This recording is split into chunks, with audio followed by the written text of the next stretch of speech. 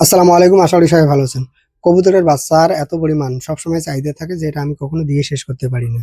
তো কয়েক ভাইয়ের কবুতরের বাচ্চার অর্ডার ছিল কিন্তু ঠান্ডা একটু বেশি থাকার কারণে আমি তাদের বাচ্চাগুলো দিতে পারিনি। আর এখন যেহেতু ঠান্ডা অনেকটাই কমেছে তো এখন তাদেরকে কবুতরের বাচ্চাগুলো দিতে হবে। আর সকাল একটা মুরগি বিক্রি করে দিলাম। যদিও বা কয়েকদিন আগে মুরগি বিক্রি আমার শেষ হয়েছে তারপরেও পরিমাণের থেকে ২-৪ পিস বেশি রেখেছিলাম। এখন যে ভাইকে দেখতে পাচ্ছেন, এই ভাই আমার এখান থেকে নিয়মিত কবুতরের বাচ্চা নেয়।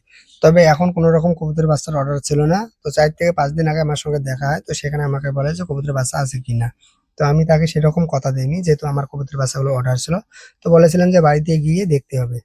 আর আজকে কবুতরের বাচ্চাগুলো নেওয়ার জন্য বাড়িতে চলে আসে। আর যে ভাই ১০ জোড়া কবুতরের বাচ্চার অর্ডার করেছিল, মূলত ১ম ধাপে তাকে ৫ জোড়া কবুতরের বাচ্চা দিতে হবে আর পরের ধাপে তাকে ৫ জোড়া কবুতরের বাচ্চা দিতে হবে। যদিও বা একসঙ্গে ১০ জোড়া কবুতরের বাচ্চা নিতে চেয়েছিল কিন্তু আমি না করে দিয়েছি। এর কারণ হচ্ছে নতুন করে কবুতর পালন শুরু করতে যাচ্ছে। একবারে যদি ১০ জোড়া কবুতরের বাচ্চা নেয় সেক্ষেত্রে সমস্যায় পড়তে পারে।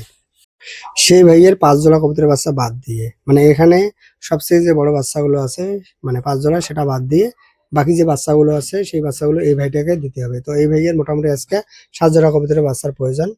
তবে আশা করি মানে ৫ জোড়া বাদ দিয়ে এই ৭ জোড়া কবুতরের বাচ্চা এখানে হতে পারে। শেষ পর্যন্ত দেখা যাক এখান থেকে আমরা কত জোড়া কবুতরের বাচ্চা পাই।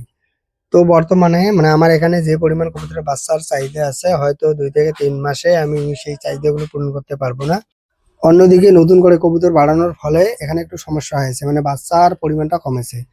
তো যে কারণের জন্য এই সমস্যাগুলো হয়েছে সেগুলো খুঁজে বাইর করে সমাধান করার চেষ্টা করতেছি। তো অলরেডি আপনারা দেখেছিলেন যে কালকে আমি এখানে অনেকগুলো কিন্তু ঝুড়ি লাগিয়েছি। তো আশা করি খুব তাড়াতাড়ি কবুতর থেকে ভালো কিছু পাবো। অনেকে আমার ভিডিওগুলো দেখার পর আমার এখানকার কবুতরের বাচ্চাগুলো নিতে চান। তবে আমি কোনো রকম অনলাইনে কবুতরের বাচ্চা বিক্রি করি না, বা আমার ডিস্ট্রিক্ট হচ্ছে পশ্চিমবঙ্গের কুচবিহার। এই ডিস্ট্রিক্টের মধ্যে যদি কেউ থাকেন তাহলে আমি তাদেরকে দিতে পারবো। এর বাইরে আমি তাদেরকে দিতে পারবো না। আর যদি কেউ কুচবিহার ডিস্ট্রিক্টের বাইরে থেকে এসে নিয়ে যেতে চান সেক্ষেত্রে নিয়ে যেতে পারেন। যদিও বা এর আগে অনেক ভিডিওতে বলেছিলাম যে আমার ঠিকানাটা কোথায়।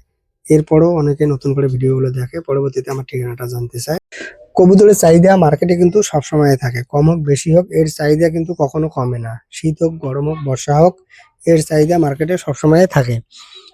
এজন্য অনেকে কবুতর পালন করতে চান। কেউ হয়তো শখের বশে পালন করতে চান, কেউ হয়তো মানে লাভের আশায় পালন করতে চান।